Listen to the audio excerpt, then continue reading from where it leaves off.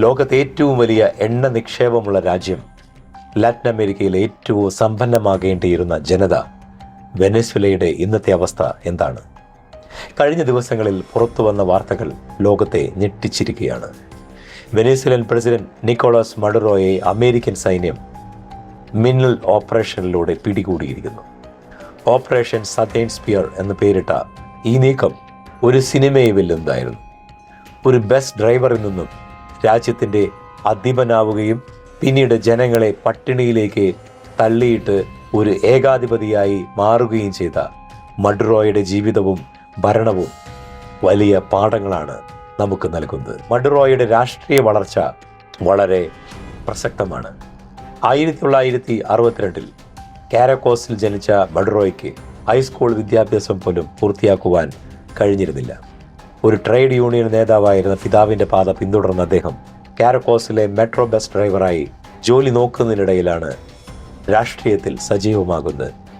Venezuelan വിപ്ലവ നായകൻ Hugo ഷാവോസിൻ്റെ വിശ്വസ്തനായി മാറിയതാണ് മഡുറോയുടെ ജീവിതം മാറ്റിയത്. 2006 മുതൽ 2013 വരെ വിദേശകാര്യമന്ത്രിയായും പിന്നീട് വൈസ് പ്രസിഡന്റായും അദ്ദേഹം സേവനമനുഷ്ഠിച്ചു. ഷാവോസ് തൻ്റെ മരണത്തിന് മുമ്പ് മഡുറോയെ പിൻഗാമിയായി പ്രഖ്യാപിച്ചു. 2013 ഷാവോസിൻ്റെ മരണശേഷം ഷാവോസ് ഞാൻ പ്രതിജ്ഞ ചെയ്യുന്നു, എൻ്റെ വോട്ട് മഡുറോയ്ക്ക് എന്ന മുദ്രാവാക്യവുമായി അദ്ദേഹം അധികാരമേറ്റു. എന്നാൽ അന്ന് തുടങ്ങിയത് വെനസ്വേലയുടെ കഷ്ടകാലമായിരുന്നു. അതുപോലെ തന്നെ അദ്ദേഹത്തിൻ്റെ ഒരു ആത്മീയ ജീവിതത്തെപ്പറ്റി പലർക്കും അറിയില്ല. അദ്ദേഹത്തൊരു നിരീശ്വരവാദിയായും ഇവിടെ ചിത്രീകരിക്കുന്നവരുണ്ട്. പക്ഷെ മഡുറോയുടെ ജീവിതം വളരെ വ്യത്യസ്തമാണ്. അദ്ദേഹം ഒരു സായി ഭക്തനാണെന്ന് ആർക്കൊക്കെ അറിയാൻ സാധിക്കും. മഡുറോയുടെ ജീവിതത്തിലെ കൗതുകകരമായ ഒരു വശം അദ്ദേഹത്തിൻ്റെ ആത്മീയമായ ഒരു ചായ്വാണ്. ഒരു കമ്മ്യൂണിസ്റ്റ് ഭരണാധികാരി ആയിരിക്കുമ്പോഴും അദ്ദേഹം പുട്ടുപുർത്തിയിലെ സായിബാബയുടെ തീവ്ര ഭക്തനായിരുന്നു. തൻ്റെ ഭാര്യ സിലിയ ഫ്ലോറസിലൂടെയാണ് അദ്ദേഹം ബാബയെക്കുറിച്ച് അറിയുന്നത്. 2005 ഇന്ത്യ സന്ദർശിച്ചപ്പോൾ അദ്ദേഹം പ്രശാന്തി നിലയത്തിലെത്തി ബാബയെ ദർശിച്ചു. സായിബാബ അന്തരിച്ചപ്പോൾ വെനസ്വേലയിൽ ദേശീയ ദുഃഖാചരണം പ്രഖ്യാപിക്കാനും ഔദ്യോഗികമായ അനുശോചനം പ്രമേയം പാസാക്കുവാനും മഡുറോ തയ്യാറായി. തൻ്റെ ഔദ്യോഗിക ഓഫീസിൽ വിപ്ലവകാരികളായ സൈമൺ ബൊളിവറേയും ഷാവോസിൻ്റെയും ചിത്രങ്ങൾക്കൊപ്പം സായിബാബയുടെ ചിത്രവും അദ്ദേഹം സ്ഥാപിച്ചിരുന്നു. 2025 ബാബയുടെ 100ാം ജന്മവാർഷിക വേളയിൽ പോലും അദ്ദേഹം ബാബയെ തൻ്റെ ജീവിതത്തിലെ വെളിച്ചമെന്ന് വിശേഷിപ്പിച്ചിരുന്നു. വെനസ്വേലയുടെ തകർച്ചയുടെ പ്രധാന കാരണങ്ങൾ നമുക്കൊന്ന് പരിശോധിക്കാം. അതിനു മുമ്പ് ഈ ആത്മീയ വെളിച്ചം പറഞ്ഞു എന്ന് മാത്രം. ലോകത്തെ 5ാമത്തെ സാമ്പത്തിക ശക്തിയായിരുന്ന വെനസ്വേല എങ്ങനെ തകർന്നു? അതിന് പിന്നിൽ ഒരുപാട് കാരണങ്ങളുണ്ട്. രാജ്യത്തിൻ്റെ ജീവരക്തമായ എണ്ണ കമ്പനിയിൽ നിന്ന് വിദഗ്ധരെ പുറത്താക്കി പകരം സ്വന്തം പാർട്ടി അനുയായികളെ നിയമിച്ചു. ഇത് ഉൽപാദനം കുത്തനെ കുറച്ചു. അതുപോലെ തന്നെ അഴിമതിയും സ്വജനപക്ഷപാതവും ധാരാളമായിട്ട് നടമാടി. വെനസ്വേലിയൻ സൈനിക ഉദ്യോഗസ്ഥർ മയക്കുമരുന്ന് കടത്തിന് ഒത്താശ ചെയ്തുവെന്നും രാജ്യം ഒരു നാർക്കോ സ്റ്റേറ്റായി മാറിയെന്നും അമേരിക്ക ഇവിടെ പടച്ചുവിടുന്നുണ്ട്. ഇതിൻ്റെ ഈ യാഥാർത്ഥ്യത്തെപ്പറ്റി നമുക്ക് ഒരു അറിവില്ല. കാരണം ലാറ്റിൻ അമേരിക്കൻ രാജ്യങ്ങളെപ്പറ്റി അമേരിക്കയുടെ പൊതുവെയുള്ള ഇത്തരം കഥകൾ ലോകം മുഴുവൻ പ്രചരിക്കുമ്പോൾ ഇതിൻ്റെ സത്യം എന്തെന്നുള്ളത് പത്രമാധ്യമങ്ങളിലൂടെയും മീഡിയയിലൂടെ നമ്മൾ അറിയുന്നത് അത് സത്യമാണോ അസത്യമാണോ എന്ന് തരംതിരിക്കുവാൻ ഒരു വഴിയില്ല എന്നുള്ളതാണ് ഒരു യാഥാർത്ഥ്യം. കാരണം ഒരു നാർക്കോ സ്റ്റേറ്റായി വെനസ്വേല മാറിയെന്ന് പറഞ്ഞുകൊണ്ടാണ് അമേരിക്ക അവിടെ ഭരണം ഏറ്റെടുക്കാൻ പോകുന്നത്. പണപ്പെരുപ്പെന്ന് പറയുന്നത് നിയന്ത്രണാതീതമായി കൂടിക്കൊണ്ടിരിക്കുകയാണ്. ഒരു നേരത്തെ ഭക്ഷണത്തിന് ചാക്കിൽ കെട്ടി പണം കൊണ്ടുപോകേണ്ട അവസ്ഥയാണ്. ഇത് മഡുറോ ഡയറ്റ് എന്നറിയപ്പെടുന്ന പട്ടിണിയിലേക്ക് ജനങ്ങളെ എത്തിച്ചു. ജനാധിപത്യ ദംശനങ്ങൾ ധാരാളമായിട്ട് അവിടെ നടമാടിക്കൊണ്ടിരിക്കുകയാണ്. 2024 തിരഞ്ഞെടുപ്പിൽ പ്രതിപക്ഷം വ്യക്തമായ ഭൂരിപക്ഷം നേടിയിട്ടും മഡുറോ അധികാരം വിട്ടുകൊടുത്തില്ല. അധികാരത്തിനെതിരെ പ്രതിഷേധിച്ചവരെ ഓപ്പറേഷൻ ടൂൺ വഴി അടിച്ചമർത്തുകയും ലാ തുമ്പ പോലെയുള്ള ഭൂഗർഭ ജയിലുകളിൽ അടയ്ക്കുകയും ചെയ്തു.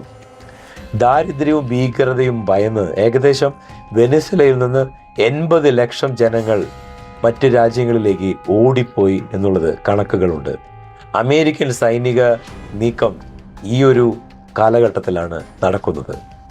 അമേരിക്ക നീതിന്യായ വകുപ്പ് മഡുറോയുടെ പേരിൽ മയക്കുമരുന്ന് കടത്തിന് കുറ്റം ചുമത്തി. അദ്ദേഹത്തെ പിടികൂടാൻ $50 ദശലക്ഷം പാരിതോഷികം പ്രഖ്യാപിക്കുകയും ചെയ്തിരുന്നു. ശനിയാഴ്ച പുലർച്ചെ 2 മണിയോടെയാണ് അമേരിക്കയുടെ ഡെൽറ്റ ഫോഴ്സ് ആക്രമണം നടത്തിയത്. സൈനിക താവളങ്ങളിൽ ബോംബിട്ട് ശ്രദ്ധ തിരിച്ച ശേഷം ചിനൂക്ക് ഹെലികോപ്റ്ററുകളിൽ എത്തിയ സൈന്യം മഡുറോയുടെ ഭവനം വളയുകയും അദ്ദേഹത്തെയും ഭാര്യയെയും ഉറക്കത്തിൽ നിന്ന് എഴുന്നേൽപ്പിച്ച് കണ്ണുകെട്ടി കൊണ്ടുപോവുകയും ചെയ്തു. വെനസ്വേലയുടെ പരമാധികാരത്തിന്മേലുള്ള കടന്നുകയറ്റമായി ഇതിനെ ചിലർ കാണുമ്പോഴും ജനങ്ങളെ ദ്രോഹിച്ച ഒരു ഏകാധിപതിയുടെ ആദ്യമാണിതെന്ന് മറ്റു ചിലർ വിശ്വസിക്കുന്നു. വെനസ്വേലയുടെ കഥ നമുക്ക് നൽകുന്നത് വലിയൊരു മുന്നറിയിപ്പാണ്. വമ്പിച്ച വിഭവസമൃദ്ധി ഉണ്ടായതുകൊണ്ട് മാത്രം ഒരു രാജ്യം രക്ഷപ്പെടില്ല. ശരിയായ ദീർഘവീക്ഷണത്തോടെ പ്രവർത്തിക്കുകയും നല്ല ഭരണാധികാരികളും അഴിമതിയില്ലാത്ത ഒരു ഭരണവും കാഴ്ചവെച്ചാൽ മാത്രമേ ഒരു രാജ്യം സമൃദ്ധിയിലേക്ക് വരൂ, അല്ലെങ്കിൽ നരകതുല്യമാകും എന്നുള്ളത് നമുക്ക് ഇതിൽ നിന്ന് കണക്കാക്കാൻ സാധിക്കും. സ്വാതന്ത്ര്യമാണ് അപ്പത്തേക്കാൾ വലുതെന്ന് വെനസ്വേലൻ ജനത തിരിച്ചറിയുന്നു. ഒരു വശത്ത് അമേരിക്കൻ സാമ്രാജ്യത്വത്തിന്റെ കടന്നുകയറ്റത്തെ എതിർക്കുമ്പോൾ തന്നെ സ്വന്തം ജനതയെ പട്ടിണിക്കിട്ട ഏകാധിപത്യത്തെയും നമുക്ക് ന്യായീകരിക്കാനാവില്ല.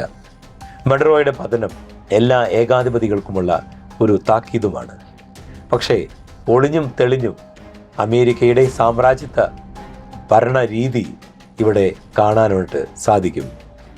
ഉത്തര കൊറിയൻ പ്രസിഡന്റ് ഇതിനോടകം തന്നെ തങ്ങളുടെ സുഹൃത്തിനെ എത്രയും പെട്ടെന്ന് വിട്ടുതന്നില്ലെങ്കിൽ തങ്ങളുടെ മിസൈൽ പ്രഹരശേഷി അമേരിക്ക അറിയുമെന്നുള്ള ഒരു വെല്ലുവിളിയും കൂടി അദ്ദേഹം പറയുകയുണ്ടായി.